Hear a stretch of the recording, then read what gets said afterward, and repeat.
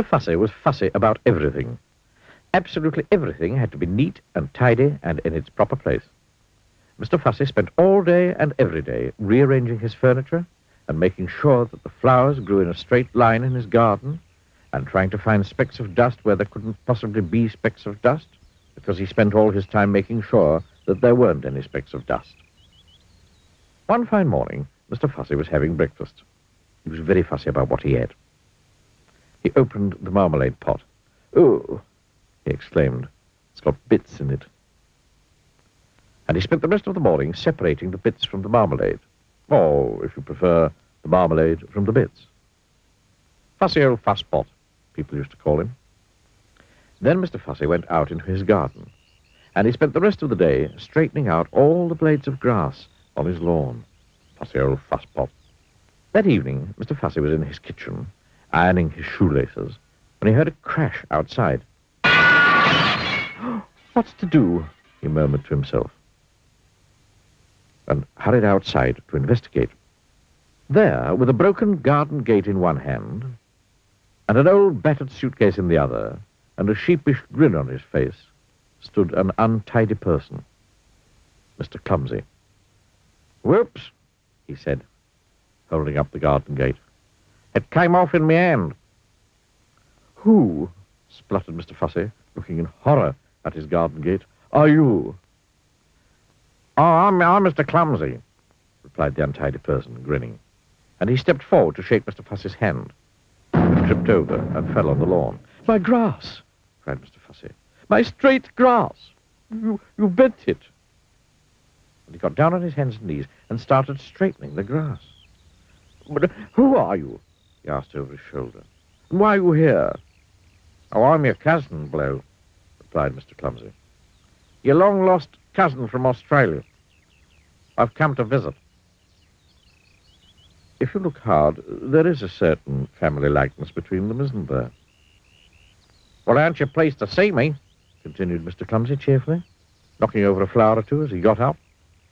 Picked up his suitcase, knocking over another flower or two, or three. Mr. Fussy quite obviously wasn't pleased to see him. "Oh, you better come in," he muttered. "I say," remarked Mr. Clumsy, looking through the front door of Mr. Fussy's house. "I say, what a neat little place you got here."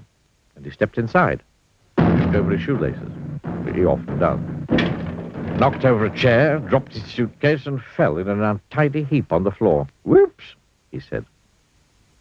Mr. Fussy shut his eyes, and heaved a sigh, and groaned silently to himself. Later that evening, after Mr. Fussy had cooked them a meal, and after Mr. Clumsy had helped with the washing up, 2 broken plates, they sat down to talk. Mr. Fussy sat, as he always did, in a neat and tidy fashion. Mr. Clumsy sat, as he always did, in a not-so-neat and tidy fashion. "How long are you staying?" asked Mr. Fussy. "Oh, I don't know," grinned Mr. Clumsy. "Few days, week, year, haven't decided." Mr. Fussy groaned another long, silent groan to himself. And they went to bed. When he woke in the morning, Mr. Fussy jumped out of bed and went into his bathroom. Oh no," he gasped. "Oh, no." Oh, yes. Mr. Clumsy had been there before him. The towels lay in a heap on the floor. The bath was full of water. There were pools of water all over the bathroom floor. Half a tube of toothpaste had been squeezed out onto the mirror. What a mess. Mr. Fussy made it all neat and tidy as quickly as he could. Then he hurried downstairs. "Morning," said his cousin cheerfully. "I've cooked your breakfast. Sit down." There was an awful mess everywhere. "There we are.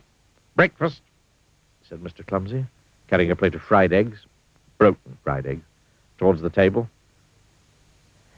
And then he tripped over those shoelaces of his, and then the eggs flew through the air, and they landed all over Mr. Fussy. Sticky, greasy, yellow, fried eggs. "Whoops," said Mr. Clumsy. After a week, Mr. Fussy's house didn't look like Mr. Fussy's house anymore. Don't you agree? But after 2 weeks, Mr. Clumsy decided to move on. "Well, thanks for having me, sport," he said to Mr. Fussy. "It was very nice to see you," replied Mr. Fussy politely. What he was thinking was not so polite. "It's very nice to see you going," was what he was thinking. "Well, cheerio," said Mr. Clumsy. And off he went with his battered old suitcase. "Goodbye," called Mr. Fussy, really meaning good riddance. Then Mr. Fussy fussed round his house as he'd never fussed before. Fussy old fusspot. That evening, Mr. Fussy was in his kitchen, polishing an egg, and he heard a crash outside. "Oh, no," he groaned. "Oh, not Mr. Clumsy back again. It can't be. Mustn't be. It isn't." And it wasn't.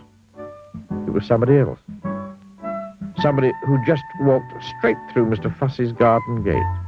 Somebody who can't help having little accidents. Somebody you may have met before. "Hello," smiled Mr. Bump. "I've come to visit. Ah, I thought I'd bump into you again sometime. Bump into